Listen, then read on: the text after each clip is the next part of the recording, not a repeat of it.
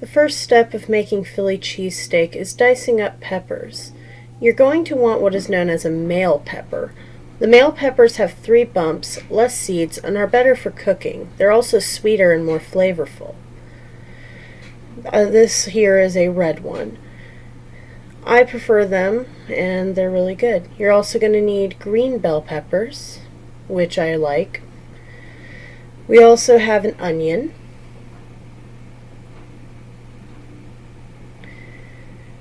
I like to put mushrooms in mine personally, however, that is optional. We also have the steakums, which are these little frozen steak things. Bringing them into view. Sorry about my poor footage. So we're bringing those into view. There's about 21 servings in there, but those go fast in my household. And then you need 24 slices of provolone. Now the brand to me does not matter, but that's up to you. You can buy Sargento, Great Value, whatever brand you desire. Now I bought 2 packs of these because, well, they were out of the 24 pack of provolone. Hey man, what you gonna do? Especially with this virus going around. And you're going to need usually what I like to refer to as a paring knife. Paring knives are best for cutting vegetables. I'm currently wearing gloves in order to make sure that everything is sanitary. I washed my hands, but I just have really dry skin. My hands aren't that attractive.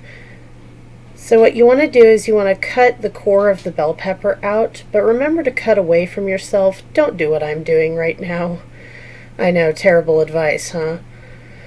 So then you'll slice the little ridges of the pepper as you go along and break them in half. You want to empty the seeds out in the trash. Just tap on the skin of the pepper and just kind of knock some of the seeds out, shake them loose. Now this process is relatively easy and doesn't require a lot of effort. What you're going to do from there is just kind of slice the fleshy bits out, those white fleshy parts of the pepper out. Did you know that peppers are a fruit? Yeah, they're classified as a fruit. Isn't that silly? So what we're going to do is we're going to continue to work on emptying the peppers out. And as this goes along, we are going to continue cutting. I'm going to do a time skip as I'm not a professional chef that chops at massive speeds. Yeah, so you're just going to kind of dice them. You can also just cut them into thin slices, like I'm doing in the beginning of this part, whereas you see me cutting them into strips.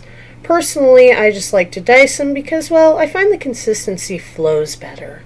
But hey man, that's just me. You don't have to do what I do. And that's what this video is about. A simple little recipe. You can also buy these pre-chopped, if you didn't know. You can buy these pre-chopped and you can actually just get them at the store that way. Or if you have picky kids that will not touch it if you see it, just grind it up in a food processor.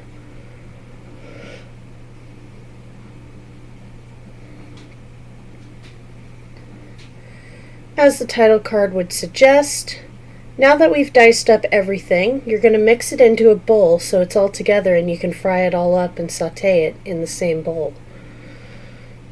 You're going to mix those foods around. Here we have mushrooms, bell peppers, and an onion. I chopped mine, as you can see, into little diced bits, but that's my preference. And mushrooms are also still optional. I'm not pushing it. I just think they taste better that way. Plus, they're very good for you, full of antioxidants.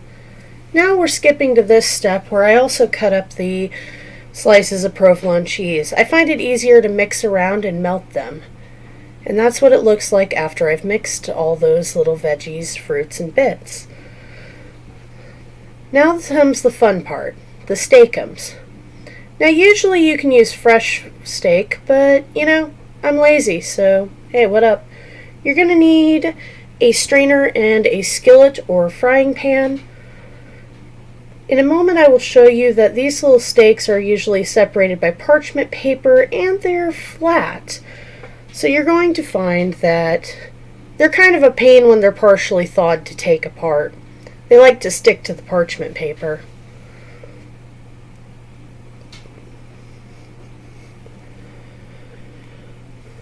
The next step is to saute the meat and the veggies/fruits, that little mixture I made, all together in the same pan. Sauteing is cooking things at high heat, like vegetables, in a low, small amount of fat, whether it be a stir fry or with the meat. Now, this is completely okay. You can cook these together, which I highly recommend, which many people would be concerned about contamination. But the fact of the matter is, at the high heat you're cooking this, as long as it's fully cooked in the end, you won't get sick from it. Food poisoning is not a possibility on this.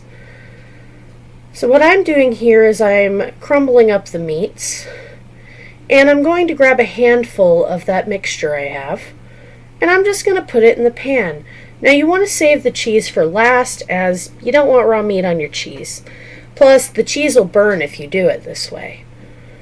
So now you're going to turn on the stove, and you're going to mix this with a spatula or spoon, depending on what you're going to use.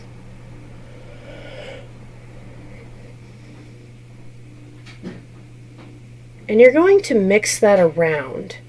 Try to keep it in the skillet, and if it's still partially frozen, it will soften as it cooks. So you're going to just kind of chop it around and push it around with your spatula. And you're going to just flip it and kind of fold it like you would if you were mixing, say, cake batter, or maybe, some other type of batter. I'm not good at this. So you can add more as you go if you felt like you didn't add enough. Plus, you also have to understand these steaks are going to shrink a little bit as you cook them, because that's how meat is. It shrinks when you cook it. I'm not saying eat raw meat. Please, dear God, don't eat any raw meat. I'm begging you. So we're going to crumble some more up, and we're going to mix that around and saute it to the best of our abilities.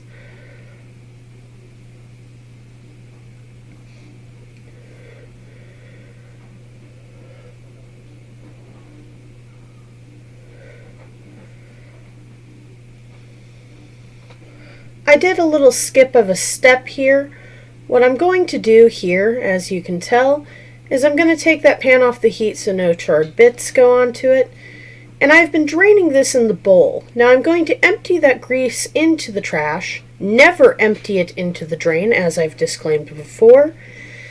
And I'm going to use that same bowl to store the meat and all the cheese once I get it melted, because I really don't want to do any more dishes. Give me a break, I'm lazy here. We're lucky I'm using dishes at all. So now you're going to put in the cheese. I recommend sticking it on the bottom temporarily of the nonstick pan in order to ensure that it cooks and melts easier. Because if you have the meat on top first and then put the cheese above it, it doesn't melt as quickly. So what you're going to do after that is you're going to flip it around and fold it like you did before. And the goal is, how people use those gels or those squishy putties to get things out between the keyboards? It's kind of like that. You're trying to get all those bits of meat stuck to the cheese. So just kind of think of it as this way, except you're doing it with high heat, and with food, and with a spatula. I recommend you use a nonstick pan, because if you don't, cheese in a nonstick pan is a nightmare. I've made many toasted cheese sandwiches in my life. I should know. Either way, though, you just kind of do a little folding technique like you would in baking and continue to mix it around as it sticks. Now, it doesn't have to stick to every little bit of meat, every pepper. And again, just keep at it and stir it around, but make sure you don't burn the cheese to, char. You don't want to char the cheese and burn it to a crisp. That would defeat the point. Unless you're into that. I don't know. Maybe you like eating burnt foods. I wouldn't know. So you're going to mix this around, and you're going to keep going. I prefer to dice down and tap down my spatula to kind of separate it a little, as well as get it to stick. So as time goes on, you'll notice it's becoming more clumped together. And around that time, that's when you want to transfer it into a bowl. As you see, you continue the little folding technique, and it's looking good so far. See that steam? Look at that melting cheese. It's beautiful. It ain't a fake advertisement, people. This is real life. No cheap tricks, no glue, none of that. That's real provolone right there. Beautiful. And we're going to skip ahead to the final result. Look at that. That little mixture right there with all the bell peppers and the onion. Look at that cheese. Again, not fake. So after that, I paired it with steak fries. You can use fries, chips, or even pair it with whatever the hell you want. That's my preference, though. It goes good with fries. Now you're going to use the Philly cheesesteak buns, and you're going to put it on there. If you're not into Philly cheesesteak buns, you can just use bread or improvise. Heck, put it in a wrap. I don't know. Is that a thing? I'm just a millennial. I got no idea. We put avocado on toast, for gosh sake. And I think charcoal water is a thing, isn't it? I mean, we drink kombucha too, so, yeah, that's just my idea on that. So what you're going to do is now, you're going to take a glob, however much you want, and you're just going to slap that bad boy on there and just squish it down a little. It'll stick to the bread real well. And, you just add whatever amount you want. You can add a thicker amount. This isn't Subway. They're not going to restrict you on your meat intake. Nobody is. This is your sandwich. And after that, you're going to have 2 beautiful Philly cheesesteaks. We're going to pair that with some steak fries now. I like steak fries. Though I wish I had gotten curly fries or seasoned salt fries. You ever seen how curly fries are made? They're real amazing. And that's our final result. 2 beautiful Philly cheesesteak subs with a side of oven-baked fries. Maybe sometime I'll show you how to make the fries from